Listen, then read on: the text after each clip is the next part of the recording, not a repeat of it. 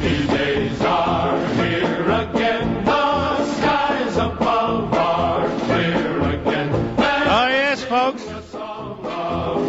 Enjoying the recovery? I've been listening to the media, even just now, top of the news. Yes, that recovery, 8.9% unemployment. Down from 9%. That's 0.1%. Louder. Oh, yeah. We're only in the hole, $3 trillion and counting. Soon to be $5 trillion. But this great president, listen, I was watching Fox News. My brother Neil Cavuto had a guest on and said, look, you got to give credit where credit's due. I want to thank the president. It's obviously his job-creating policies, his private sector job-creating policies. If I can think of one, I'll let you know. Louder. I can't think of one. But there he is. He's driven the unemployment rate down from 9% to 8.9%. And he did it all by himself. No, not the American people struggling, muscling through his regulations, muscling through his taxes. No, he did it. The president did it. There we go. Louder. Yeah, I tell you, it's great. Oh, 8.9% unemployment. Barrel of oil just went to $1.04. Louder.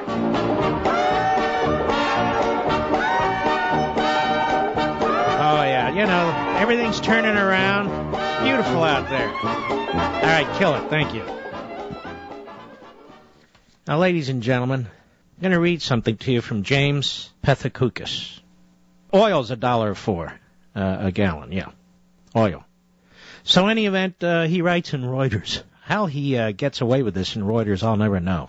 He says, drilling a bit deeper, moving beyond the 8.9% unemployment rate, and 192,000 jobs created, here's what I found. And by the way, when you listen to the news at the top of the hour, you will not hear this. Instead, you'll hear, the recovery's here. They keep telling us this. Have you tried to sell a home lately? Have you tried to find a job lately? So Pethokoukis writes, the U.S. labor force remains as small as it has been in a generation. You know what? Give me that music in the background. It's time to celebrate here. The U.S. labor force remains as small as it has been in a generation.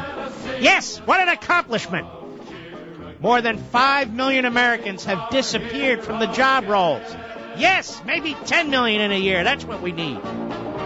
If the labor force was currently at 2007 levels, just 4 years ago, the unemployment rate would be a whopping 12%. The worst since the Great Depression. Yes, hit it! He goes on. As it is, the broader unemployment rate, which includes those who are underemployed and discouraged workers, is still an agonizing 15.9%. What's more, he writes, the Federal Reserve believes that the high number of people out of work for 27 weeks or longer is creating structural unemployment. I love it. Louder. Structural unemployment. 3 cheers for the president. I heard them say we need to give him credit. Give him credit. All right, I'm getting ahead of Kill It, finally. Thank you. Always hated that song, I'll be honest with you. Pethokoukis goes on, no wonder the Fed now believes the economy's natural rate of unemployment has increased from a bit under 5% to a bit more than 7%. In short, you have a much larger pool of the long-term unemployed than is historically typical in America, something more akin of what is seen in old Europe. This is why it is critical to deal comprehensively with the axis of economic evil, he writes. Big deficits, high taxes, and onerous regulations. America must get more competitive and productive. I just heard the news report, literally before I came on the air. Great news, ladies and gentlemen, great news. Unemployment at 8.9%. I was watching my brother Neil on the Fox News channel. This guest said, you got to give the president credit, and the Republicans make a big mistake if they don't. In other words, bend over backwards and be a buffoon? Let me explain something. A couple of things. The household survey shows, this is from NRO, the corner, that the number of employed workers is about 10 million below where it should be to return to the same level of employment before the recession began. At this current rate, that is of last month's job growth, it would take 7 years for the labor market to fully recover. A time period that is simply too long, writes Rhea Hederman. Oh, you gotta love that. Give the president the credit as due him, won't you? And then on my little lonesome here, I just did a little research, and I Googled, and I said, I'd like to see an unemployment chart from 2001 through the first 2 months of 2011. And I have it, and I posted it on Facebook and my other social sites. It is stunning when you look at this chart. It is stunning. Under this president, we've had unemployment at 8.6, 8.9%, 9.4, 9.5, 9.7, 9.8. I'm doing these right in a row. 10.1, 9.9, 9.9.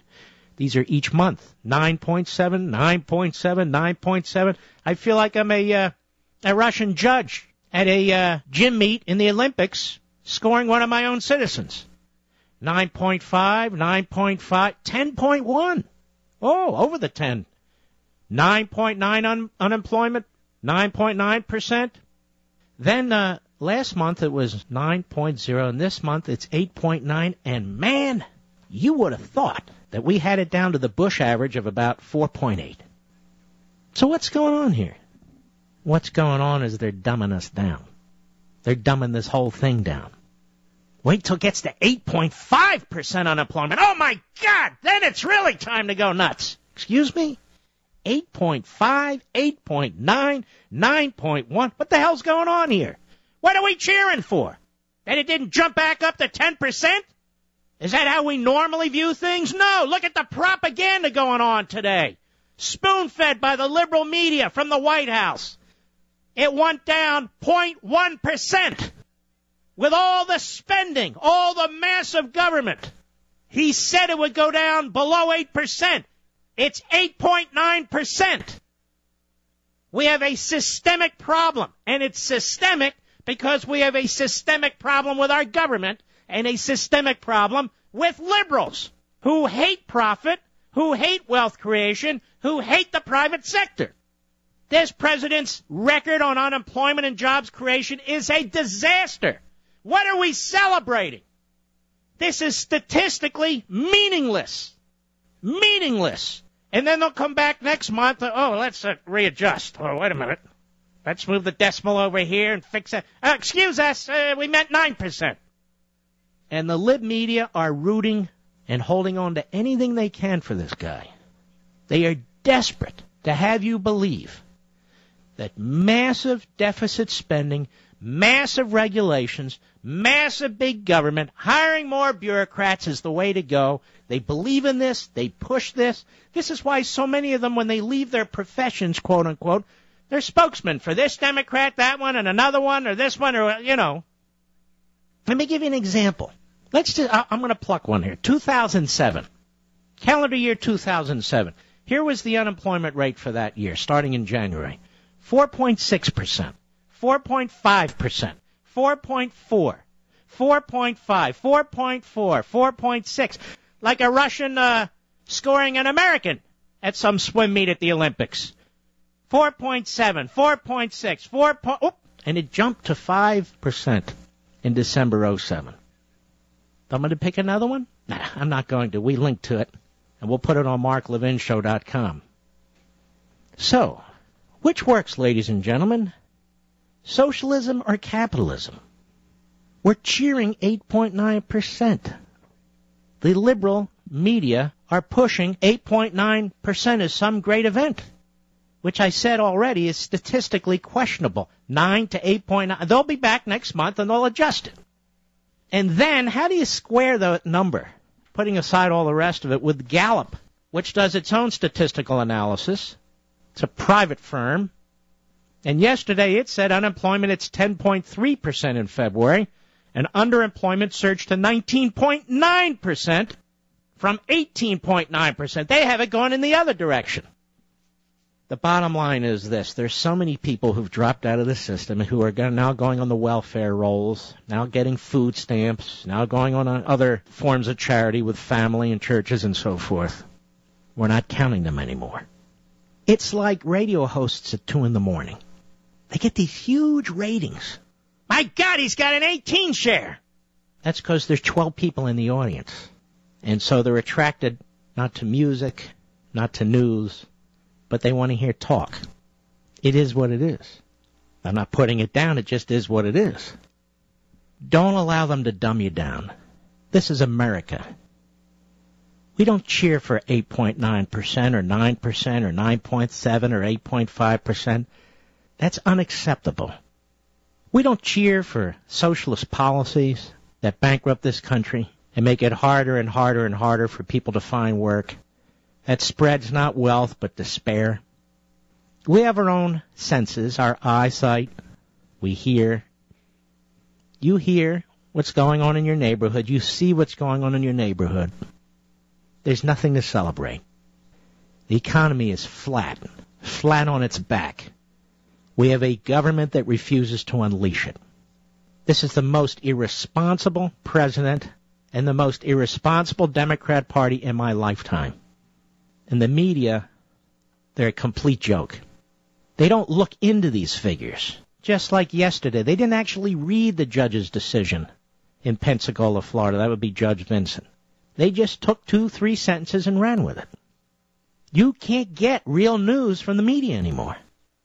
You've got to do your own research, your own digging, your own looking and listening. And they're not going to look at the figures that underlie 8.9%. They're going to continue to dumb you down as best they can so that you're cheering, so that you feel good about 8.9% unemployment, down from 9%, while there are 5 million people who are desperate, who just a few years ago were in the workforce and now are out for good. And they tell us this is systemic. Why is it systemic? Since when do Americans accept a system that is destructive of productivity and job creation? The liberals are imposing it on us. We don't have to accept it. It doesn't have to be systemic. What is systemic about it is their ideology. So let me circle back. No, we're not going to praise Barack Obama for this because somebody's hawking a book and telling us to. We're going to speak the truth, whether it's popular or not. This sucks.